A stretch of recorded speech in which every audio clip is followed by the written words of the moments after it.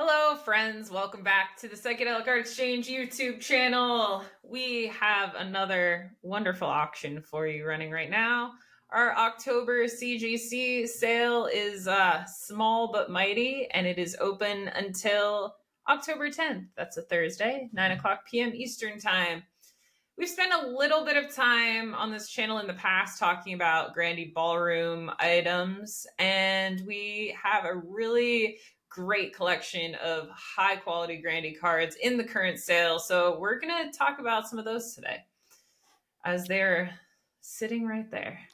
Well, yeah, the Grande Ballroom, for those who don't know out there, was the rock venue in Detroit in the late 60s, around the same time as the Fillmore and the Avalon. It ran from about 67 to 1970, and the posters are every bit as interesting and beautiful as the Fillmore and the Avalon. The San Francisco stuff was its own scene. It was the whole acid hippie party, but the Grande was a little bit different. It was Detroit. It was a little more hard edged. It was hard rock. It was where the MC5 were born, and they were the house band, and they became the prototype punk band. They were responsible for so much and never had critical acclaim. Also, Yeah. Iggy Pop, he was the one that brought it to New York, and then Yes. to Europe and all. I mean, that is how the history kind of flows. But the Grande, yes, they used posters for many of the events, but not more inclined to produce the cards. The Grande posters are big and beautiful, and there's a handful of them. But the real meat, if you want to collect the whole series, it's in the cards. And in this collection, we have. In this collection that came in, there's some high grade Grande cards, some of the better cards, one of the most desirable cards, but it's a real great place for people to focus, especially new people coming in, especially if the bands and the taste in music agrees with your philosophy. Yeah, well, let's get started. Let's check these out because they're very cool and they're not ones that we get in high quality a lot. No, so the first one is one of the ones that there was never a poster produced for. This was Moby Grape at the Grande, and it is in 9.6 condition. If you've never heard of Moby Grape, they were really one of the best Bay Area San Francisco bands, but they met with a lot of hardship and missteps along the way. And I mean, it's a deeper story. It'd be something to spend a whole session on. But yeah, here we have Moby Grape at the Grande, and love that. The Vanilla Fudge. This is also a 9.6, and beautiful. Yeah, it's in really hot shape. And this is one that there is a poster for that sells for a lot of money at retail. And the Grande posters are very scarce. They're probably one of the best finds in all of this collectible. The cards you can still find, but there are still chasers that don't show up at all, and many of them are hard to find in condition like this. So yeah, the real opportunities here.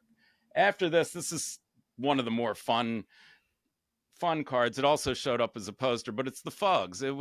These were avant-garde beat Lower East Side New Yorkers that had something to say. It really kind of, it was tied in with the whole around the same time as the Velvet Underground. And it was, again, one of the early influential bands, no commercial potential, but they were funky and weird. Yeah, great colors on that card. I like that one a lot. Yeah, the orange and the fuchsia. And yeah, Gary Grimshaw did a great job. He was most of the designs, and Carl Lundgren did several. There was a handful of other artists that flowed through the Grande, but Lundgren and Grimshaw were the top artists. Now, this is a little bit of a lower grade, but it's one of the more desirable posters. It's the James Gang, and it's a really hot design with the yin yang and the ladies silhouette. This is a lovely card and all good stuff. I mean, if you don't have room for a big poster collection, the cards are a great option. I got a bunch on my wall from that you gave me years ago. Not Grande cards, but cards in general. And yeah, you can fit a lot more of them on your wall. They look great. Yeah, Gap it's filler. yes, especially in in the graded market, the smaller things generally get graded harder than big posters. So finding Mm. something of a higher grade in a card is something to look for. And Yeah. now we're going to get to the juicy ones. Yes. This is one of the hardest designs in the poster. This is Gary Grimshaw, and it's an MC5 poster. It's called the Dancing Shiva, which is this is a Hindu deity. It captured in sculpture, and this is one of the ones that was like, the posters are nearly impossible to find. Yeah. And in a 9/8, and again, beautiful like fuchsia and orange colors. This is one of the hottest designs from the whole Grande Yeah. series. Yeah. And then we have, the main event. Well, this is in high grade. It's the creamsicle card. It is one of the top 4 posters from the Grande, and this card's according to CGC, in perfect shape. Now, there are buyers that focus only on this super high grade stuff, and if you're one of them, this is a piece to focus on. Yeah. I've had a handful of posters run through here during the years, but never in this kind of quality. So if you are chasing quality, this is a piece for you. Yeah. Hold it up for a second. I mean, it's beautiful. And a lot of those like British rock acts really liked playing at the Grande, and this was the first time that Cream played there. Great image. Yeah, the attendees that I've spoken to that frequented the Grande, they talk about the Who and Cream coming through. Those were the most memorable shows. So this, from a fan standpoint, this was one of the hotter ones to ever own.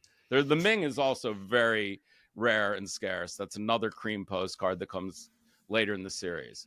Yeah, and I mean, this collection came directly from someone who I believe was associated with the venue or went there, is a local in that area, and really like knows the stuff and has a great collection that we're really honored to be able to pass along. Yeah, and we're getting started with this collector, so you can see more of this stuff coming and more interesting stuff. He has as much knowledge of the Grande as I've spoken to, and this was his cards that he's kept for 50 years. Yeah, and I mean, the fact that one of them can survive 50 years and be a 10, according to CGC, is pretty incredible. So, yeah, so there you have it. In the Great Things Come in Small Packages department, the Grande cards, high grade, in our upcoming sale that ends this Thursday. Yep, that is October 10th, 9 o'clock p.m. Eastern Time, as always. Thank you so much for joining us for another one of our little video blogs. We'd love to hear from you. If you want to drop us a comment, we will see you back here real soon. Kick out the jams, motherfucker. Bye.